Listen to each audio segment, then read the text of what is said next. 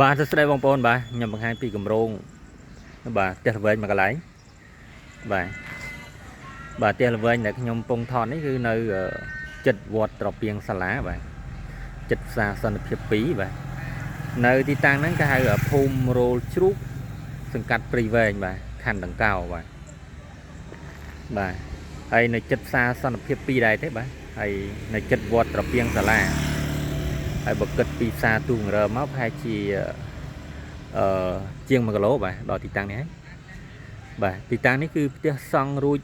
100% តែម្ដងបាទផ្ទះក្នុងគម្រោងនេះជាង100ផ្ទះបាទជាង100ផ្ទះហើយផ្ទះសង់រួច 100% បាទបងប្អូនឃើញស្រាប់ហើយតែជនទិញចិត្តអស់ហើយបងប្អូនបាទនៅសល់តែ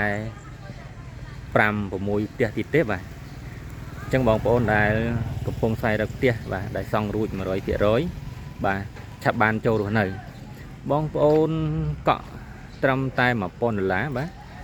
អាចកាន់សោចូលនៅបានហើយបងប្អូនអាចបង់រំលោះមួយខែ350ទៅ400គឺបាទរួចជាស្រេចបាទពិតជាងាយស្រួលមែនតើបាទអញ្ចឹងបងប្អូនដែលមិនមានប្រាក់ច្រើនបាទហើយចង់បានផ្ទះមួយបាទសម្រាប់រស់នៅបាទអញ្ចឹងមិនពិបាកទេបាទផ្ទះនេះគឺរួច 100% មានលុយសន្សំនៅក្នុងកង់ត្រឹមតែ1000បងប្អូនកក់ផ្លឹបរួចហើយបងប្អូនបង់ប្រចាំខែតែ350ឬ400គឺបានរួចរាល់ជាស្រេចសម្រាប់បងប្អូនដែលមានប្រាក់ខែឧទាហរណ៍ថាប្តីប្រពន្ធណាម្នាក់ប្រាក់ខែខ្ទង់400ឬ500បងប្អូនអាចទិញផ្ទះនេះបានហើយបងប្អូនបាទនេះគឺបងប្អូនឃើញស្រាប់បាទអតិថិជនគាត់ទិញគាត់ចូលរស់នៅច្រើនណាបាទបងប្អូនឃើញឡានឃើញអ្នកខ្លះក៏រើស៊ីលក់ដូរអញ្ចឹងណាបាទ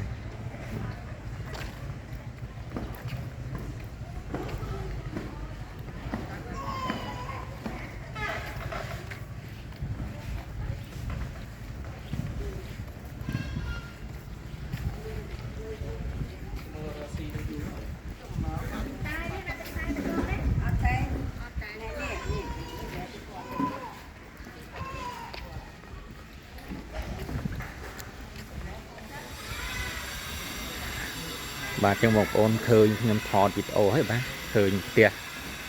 ដែលខ្ញុំថតនេះបងប្អូនពេញចិត្តបាទពេញចិត្តនៅផ្ទះម៉ូតផ្ទះនេះពេញចិត្តនៅផ្ទះក្នុងតំបន់ចិត្តផ្សារសន្តិភាព2បាទបងប្អូនអាចជួយមើលទីតាំងនេះបានបាទហើយបងប្អូនអាចសាកសួរព័ត៌មានលម្អិតបាទតាមរយៈលេខទូរស័ព្ទដែលខ្ញុំបានជួបជាមួយបាទ